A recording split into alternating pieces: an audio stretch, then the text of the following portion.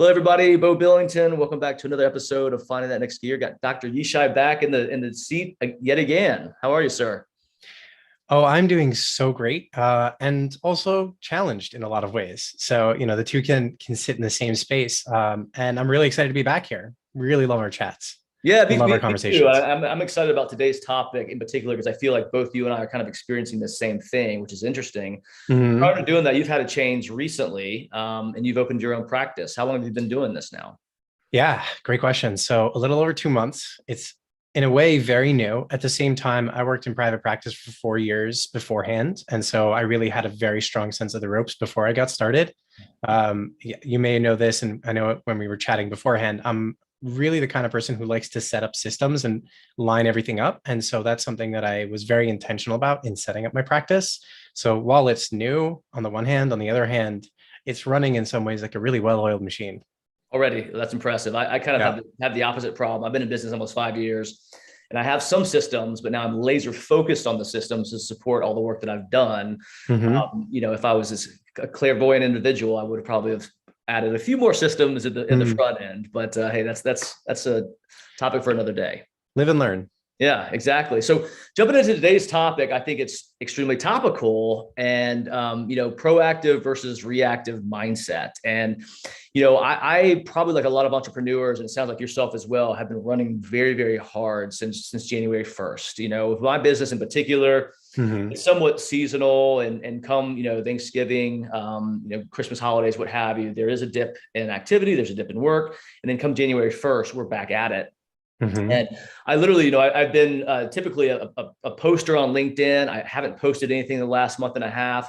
I also haven't been able to get into the mindset and find the flow to actually start writing and really be creative, which is a problem for me and gives me anxiety. Hmm. So today I really wanted to talk about how entrepreneurs can be more proactive in their business versus reactive. And as mentioned, just a couple of days ago, I literally found myself just so tactically working that I kind of like raised up from my desk and was thinking, man, I'm not thinking about my business strategically. What am I doing the next 3, 6, 9, 12 months, two, Hmm. 3 years? So worried about the here and the now. And that's a problem. And that's a big problem for entrepreneurs, especially when your job is to deliver, but also drive revenue for your organization. Hmm.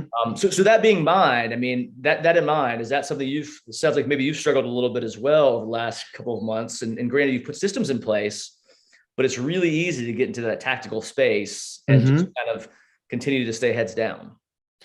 Yeah, it's something that I'm also encountering at this point. My practice has been growing at, I would say, kind of an alarming rate, a very challenging rate, even though it's running like a well-oiled machine.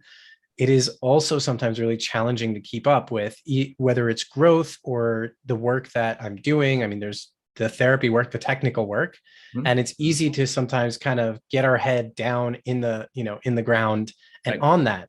It actually reminds me, as you were talking about it, of the image of an ostrich sticking their head in the sand, which Mhm. I know kind of characteristically is when Sure. someone's trying to avoid something. As it turns out, though, in in the wild, ostriches don't do that because they're trying to avoid something. It's not an avoidance tactic. It's not a defense mechanism in that way. When ostriches do that, they're actually more often looking for food or they're doing something active. They're engaging in something that they need. They're trying to meet a need of theirs. Right. So it's a different kind of sticking our head in the sand Sure. that we're doing when we're really kind of nose to the grindstone, Right. right? And that's something that I've experienced as my practice, in a way, kind of exploded in, I would say, maybe 5 or 6 weeks. I went from having only a handful of patients to being almost completely full. Sure. Um, and that's a lot of new patients to onboard. And regardless of the number of systems, it's a lot of new people to get to know. It's a lot of people to get started with. And I like to keep track of and kind of think about and have time and intention with that, not just in the time that I'm with them, but outside of that. And so there's a lot of work that goes into that, even outside of the time that I'm with the Absolutely, there's a patient. lot of work, but also too, what always concerns me when I'm in that mindset, which I'm in that currently, is like, how's the quality of my work? Uh-huh. You know what I mean? Yeah. Have I kind of over rotated with the amount of clients that I can bring on? Am I delivering a Hmm. high quality product? Yes or no? And Yeah. again, if all I'm doing is delivering, then what's happening down the road? 3, 6, 9 months Hmm. out, in regards to, customer acquisition, because Oh that's yeah. two components here in business. And I'm sure Mhm. psychologists are different. You've got a service you're delivering. You also need to bring in new clients because ultimately Yep. there will be some turnover. Yep. And that's what gives me, that's probably the biggest point of angst within my business, is when I get so caught up heads Mm. down that I don't feel that I'm worried about my business growing.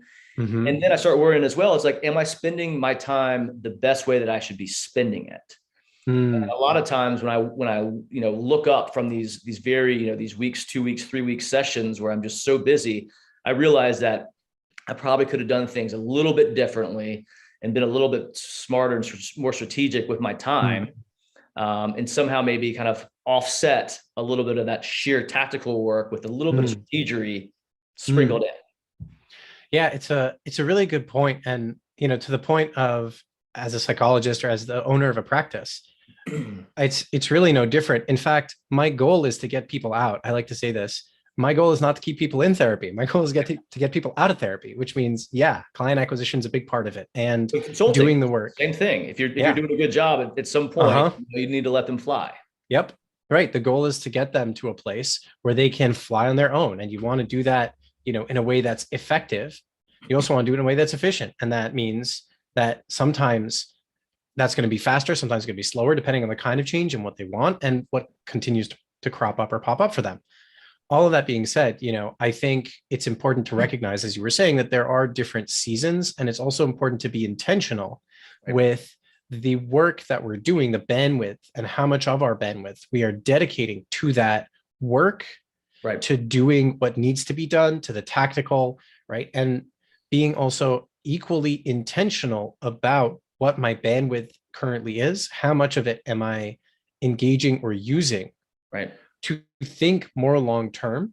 Have I done that? Am I in line with that? If I've already been doing it, let's say, as you were saying, in December, towards the end of the year, if there's a bit of downtime, and perhaps even prior to that, if there are other down times, to start planning for the new year, and to then be intentional when it hits January and February and the time is really busy.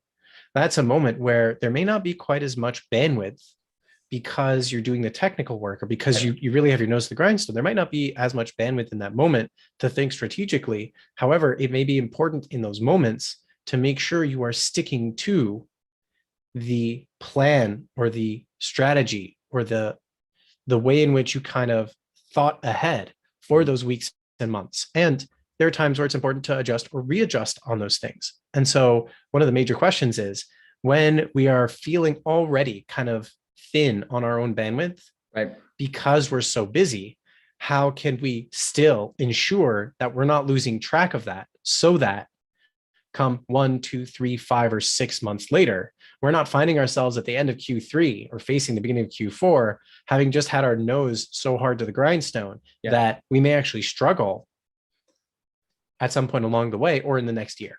No, I think that's a great point. And one question I have, is how do you adjust on the fly? Because I Mm. literally I didn't kind of come to the realization of what I was doing until about 2 days ago. And I was like, man, I've been so concerned with the work I have to deliver that I've blocked out all the strategery, in my Mm. business, and it's a disservice. And I needed to kind of Mm. put myself in a position to reevaluate, reassess, take an audit of the work that I'm doing, and ensure that I'm doing the right things at the right time. But I Mhm. mean, is there any kind of tips and tricks that folks can look at to maybe kind of remind themselves, like, hey, are you doing the right stuff? And Mhm. then, if so, great, keep it up. If no, how could you potentially adjust that on the fly? I mean, I imagine you're going to tell me to bring out a T chart or something, but literally, what can be done? Because I just Yeah. thought of this 2 days ago, and I've been doing Right. this the cycle for 2 months. Right. Yeah. So it's a great question. I'm going to actually shift the question over slightly and talk about the importance of adaptability. Part of what I'm hearing when you talk about this, when you're asking the question, is, how do I adapt on the fly? Yes. And one thing I heard you pointing out is, there are moments where we come into a realization. And we come into that realization, and the realization might be that I am not focused on the things that are really moving the needle for me, or I am nose to the grindstone so hard that my nose is raw, and also I can't pay attention to, I don't have the bandwidth to, and I'm not really paying attention to all of the things that really necessitate attention for my business to be successful. Which makes you feel exposed, 100%. Right. And that's the moment where you get that. It can be a panic. It can be a moment of anxiety. It can be a feeling of overwhelm. It can be a feeling of stress. It can be any or all of those things. It can be multiple of them and more. It can be frustration, right? The way I like to think about it and talk about it is we have two processes constantly at work or at play in our brain. And this is kind of a metaphor. We have what I like to call our habit brain, our automating brain, our kind of stick with what we're doing, keep doing it, getting to do it better, do it in a way that's more effective or more efficient, learn how to do it faster, spend less time thinking about or making decisions. And that's where, for some people, and I think for all people at some time, when we are really zeroed in on that, there can be a zone of genius. There can be an incredible amount of productivity. There can be a lot of things that get done, some of which are really necessary, or many of which are really necessary to get done. At the same time, they can put blinders on. And there are times where we need the blinders on, where we need to hyper focus.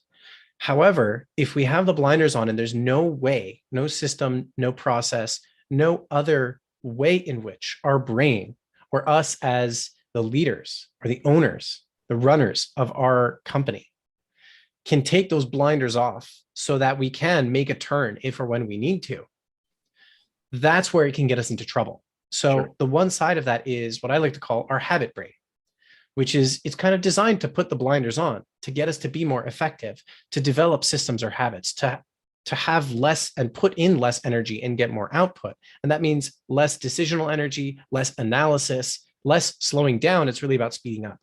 What we really need to do, if we don't want to get caught up in that or stuck in that, is to actually exercise and actively engage the other side, the other system in our brain, which I like to call our adaptive brain. Our adaptive brain is there to generate new awareness, new analysis, and new action. I know we talked a little bit before about how the way that adaptability works is the system in our brain gives us the data, the direction, and drive. In fact, that system is at its core our emotional system. Remember the emotions I was talking about earlier? Things like worry, concern, panic, stress, overwhelm, frustration. That awareness that you had 2 days ago was your adaptive brain kind of poking and prodding you and saying, hey, there's something that you are not paying attention to. You've got your blinders on. And if you don't pay attention, you may need to turn, fail to make that turn, and that can cost you big. I'm going to say something, and this is going to be a really, really tough thing to take in. It's not an easy one. However, I think it can change everything. And we'll give you some tactics and how to do this well. Chances are, before 2 days ago, you had multiple moments of feeling or having an inkling or something that didn't quite feel like everything was running as smoothly as you wanted. Correct. Moments of concern or worry, moments of exhaustion or burnout or stress, moments of feeling depleted or empty, moments of feeling frustrated, moments of, I mean, we can name a whole gamut of feelings. I'm sure there are plenty more, right? Yeah. Well, I think you're 10 for 10 currently. So yes. And I often like to say the human brain and body is capable of experiencing not only, but more than 10 emotions at a time. Yeah. Because it's our adaptive system, I like to think about them as firefighters. They come knocking when there's a little smoke coming out the window. Nice. Right. And the thing is, if you ignore that, if you leave the door closed or if you bolt the door, is a firefighter just going to go away? No, because their job is to knock harder. Yeah. Right. To knock harder. They're going to bust the door down eventually if they have to, because their job is to protect and to save you. This is reactive, by the way. When we don't open that door, when we don't hear or see it coming, and you can learn to hear and see it coming a mile away, and you can be so attuned that you respond sooner. And when you're doing that, you're more proactive in your adapting. Again, we'll get to that in a moment. I want to stick with a firefighter analogy though, because when our brains and bodies give us those reactions, most of us, what we hear, and I hear this a lot in coaching, I hear it in consulting, I hear it in the culture of entrepreneurship, in the hustle culture. There's so many ways in which we hear 1,001 messages that tell us to ignore, to deny, to suppress, Keep to push grinding. Keep past. grinding is Right. the phrase from 2019. Uh-huh. A To horrible one. keep grinding. Yeah. And all of that, what it tells us is to not pay attention. In fact, it is telling us to actively neglect Yeah. and push away and devalue literally the way in which our brain and our body is designed to help us adapt and pivot. Now, Sure. that doesn't mean that when we feel it at first, we're supposed to throw our hands up and go on vacation, right? The goal here is not to just let the emotion make the decision for you, because that's not what emotions are for. That's not the totality of what their job is.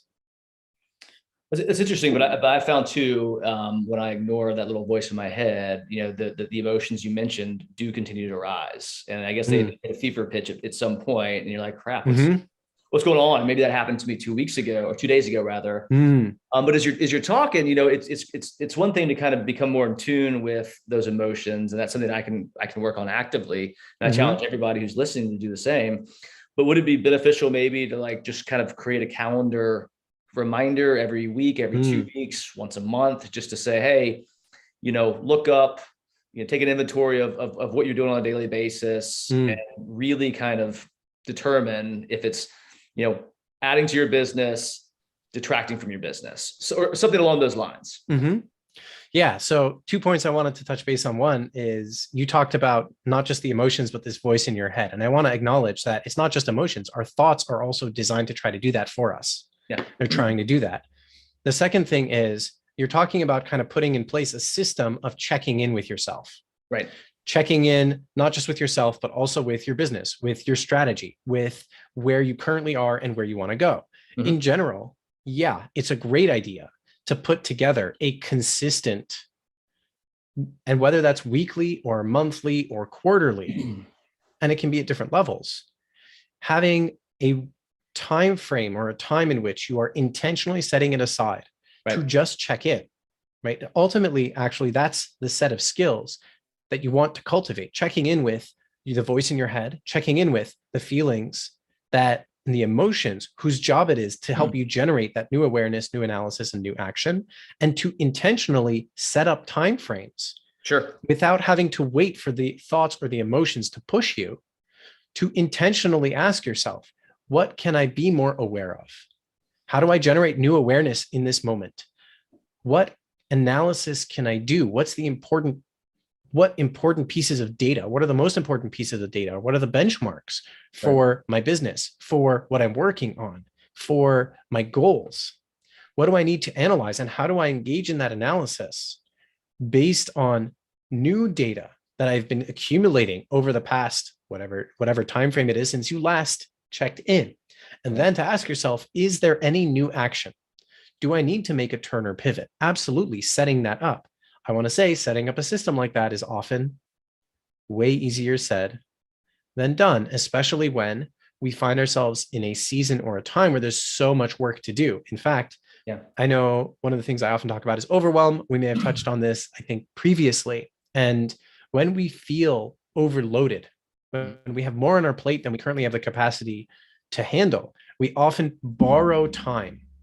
We borrow capacity from other places. One of the first places we often borrow capacity from is our lunch hour, our evenings, right? Our weekends. We just start to borrow time from all kinds of other places. In addition to that, we often borrow time from our, even if it's regularly scheduled, intentional planning, and I like to call it adapting in advance adaptation time. So instead of asking ourselves, well, how do I ensure and protect the time that's for me to generate new awareness, conduct an analysis, and ask myself, is there new action I need to take? Instead, it's, well, I've got so much work to do. I don't have these 15 minutes that I already had in my calendar. I just need to keep doing. And that's where, as I talked before, that's where the blinders are on. And that habit brain, that automatic brain, is pushing us to keep doing in order to try to accomplish or achieve something. Being able to recognize when our blinders are on in such a way that's getting in the way is another very important piece of this. And by the way, like firefighters, your thoughts and your feelings are actually they are designed to take the blinders off even when they're on. And being more aware of that can help you even in the reactive moment to set up more proactive moments. No, that's super, super helpful. And, it's funny as you're talking, I'm thinking that, when I am being extremely reactive and tactical, that's when my anxiety is usually the highest, because I know that I'm not doing what's best for my business. And what I really enjoy doing as well is doing podcasts, being creative, to kind of be the face and name of my organization, versus the delivery mechanism behind the scenes. And, an exercise that I did about 3 weeks ago, which, I think may be beneficial to the folks listening, that I literally, and this was at the urging of one of my mentors, basically I took a Excel spreadsheet and I mapped out my daily tasks. And I had some different columns. I forgot exactly precisely what they were, but does it add value? Does it not add value? Do I like doing it? Can I outsource it? Yada, yada, yada. I kind of mapped out my day, and it really kind of changed my perspective on, what I do, when I do it, and am I adding value to my organization? And it also helped me kind of alleviate some anxiety and uncover some of my gaps. And as such, and this is not a plug for my business, but I think it's what other folks should really kind of pay attention to. I've hired a COO that's going to work on a fractional basis to really kind of try to take some of those items that aren't adding value, but it's busy work, off of my plate, so I can focus more on the strategic side of the house. And so, I'm actively trying to kind of change not only my mindset, but my day-to-day work, in hopes of kind of freeing up my mind so I can kind of get back to being creative and doing the things that I really enjoy and what I sought out to do when I started my business in the first place. Yeah, it's such a great point. And if it's okay for me to jump in and kind of add a piece, or maybe even reframe a slight piece, there are some things you do that you don't have to do that are still necessary to be done, right? So it sounds to me like getting and hiring a fractional COO is a way of shifting some operational work. Yes. That the COO is going to have a lot of expertise in and be able perhaps to get done in a quicker, faster, and even more streamlined way than you. 100%. Right? Yes. What that means is it takes a giant chunk off your plate. It also puts into place a system and a person who can handle that in a way that is far more expert. And so while it's not a value add for you to do, in fact, it takes away from you doing the things that are in your zone of genius, or that you can add increasing or greater value to your business. Being aware of and shifting that over, right, it's not about getting rid of something because it's generally useless. If something's generally useless, delegate it to the floor, get rid of it. Yes. Agreed. Right. However, there are some things that are necessary to get done, and you're not going to be the most efficient person to do them. And that's where what I'm hearing is, and I feel like the exercise you just outlined is the kind of thing that I often recommend as well. In that, getting that data, you got the data and you generate the data and you intentionally created new awareness around what are the things that have to get done. Are you the most efficient or effective at doing it? Might it be even more efficient to hire someone else on a fractional basis to take care of that? There's a lot of analysis that needs to be done. I mean, there's a lot of calculation that needs to be done, because there are times and ways in which doing that may still be a greater cost than you could afford, or that your business could afford, right? And that's not the case right now for you. And I feel like a lot of entrepreneurs get into that trap. It's like, well, if I hire a COO or an executive assistant, and I've got an executive assistant as well, who's been a godsend, had them for over a year and a half. I went through the same exercise a year and a half ago and realized I needed help. And I feel far too many people get caught up in the dollars and cents, but it's a lot of times, penny wise, dollar foolish. And there will be a cash outlay, of course, for the COO and the executive assistant, but then I'm able to kind of add more value to my business, which ultimately should, equate to more dollars, and kind of start the cycle over. Right. It frees you up to create more growth for the business. Your value add is growing the business greater in a way that admin work and operational work will not be able to do. It needs to get done. That doesn't mean that you doing it is going to help your business grow. In fact, what I'm hearing, and what I think is often the case when we get our nose to the grindstone so hard, is that we are missing out that some of that work is work that entails we need to increase the capacity to do that. Because if we're the only person that can do it, and we have to do it, and there's that much to do, and it's really eating up all of our bandwidth, then that is throttling the growth of the business. Oh, 100%. There's a significant opportunity cost. And that's kind of what I was thinking about. It's like, man, I'm doing this work, but is it really adding value to the business? And candidly, I think there's other things I should be doing that would add more value. So that's kind of this where I woke up and it's like, what am I doing? I need to have a conversation with Dr. Yishai, get this worked out, Right. And that's where, again, that kind of triple A treatment, as I like to call it, there is a new awareness.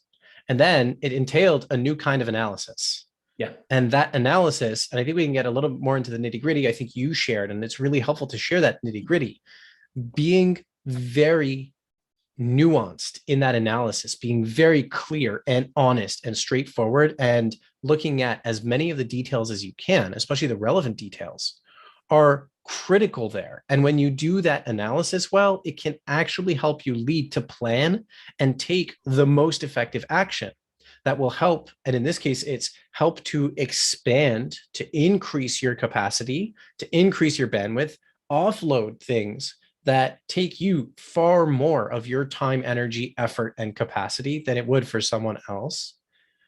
And what that means is you've just doubled or tripled or more the opportunity to grow the business. Yeah. And also too, the way I'm looking at this as well is I'm trying to put myself in a better mindset. And, positive mindset, I'm a big believer, big proponent of it. Optimism is phenomenal, so long as you're grounded, right? But if I can kind of put myself in a better headspace, then that's ultimately going to add to the top line, right? So what's interesting, I often think that if we just think about trying to get out of the negative headspace, we're not recognizing that the negative headspace, what I like to call uncomfortable, is trying to help you adapt or adjust something, whether reactively or even proactively, so that you can create more of what you want, so that you can accomplish or achieve your goals, so that you're not constantly feeling throttled on your bandwidth, or that you're not getting burned out, that you're not constantly in a state of stress and overwhelm. And I think a lot of people, and many times, we think about those uncomfortable emotions as themselves being the problem, rather than saying, they are not the problem. They're the messenger, and they're also there to help you find your way to a solution. And so if you can leverage those things, not only do you get out of them, right? It's kind of like, let's say a firefighter is knocking on the door and there's smoke coming out your window. Well, the most effective thing you can do in that moment is open the door, invite the firefighter in, point them to wherever that window is, and together to figure out what is the cause of the smoke. Is it dangerous? And if it is, what needs to be done? Right. And being able to do that sooner rather than later, instead of pushing away because something's undesirable or negative, it can actually help you create the growth. And from where I sit, you don't need to try to create a positive mentality or a positive mindset or a positive feeling. It will come when you address what needs to be addressed, when you're accomplishing and working towards your goals and dreams, which you can do by harnessing the uncomfortable. And again, that's the adaptive brain trying to direct you, to get you that data, that direction, that drive.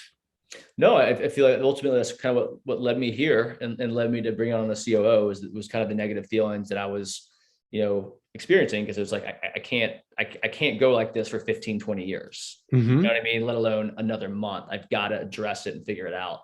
Yeah.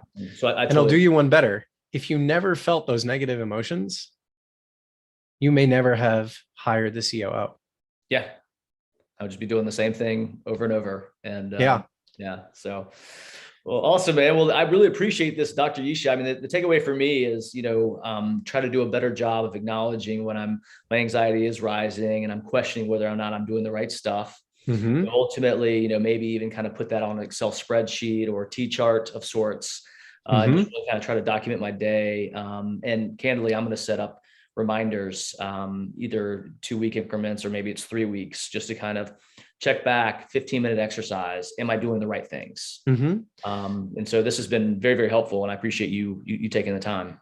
Yeah, my pleasure. It's a great recap. And again, I think highlighting it doesn't have to take a long time. It can even be for as short as 15 minutes. Yeah.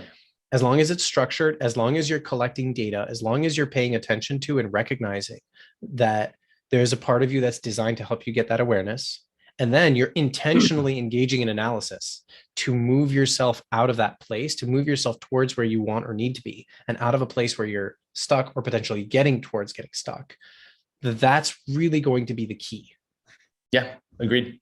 Well, awesome, man. I really appreciate you taking the time as always. Where can people find you? Yeah, great question. So you can find me on my website, dyishai.com. You're also welcome to look me up on LinkedIn and reach out. And of course, I know that we talked in some ways that were tactical. At the same time, not every situation is going to be the same, and all the details can be different. And sometimes you may need a little bit more help with some of those details. And if you're interested in that, you're of course welcome to reach out either through my website or LinkedIn. Awesome, man. Well, hey, really appreciate the time. And I think it's almost time for you to start writing a book if you haven't started yet. Oh, I'm on it. Yeah. Of course you are. Awesome. Thanks for joining. All right. Take care. Thanks. You too.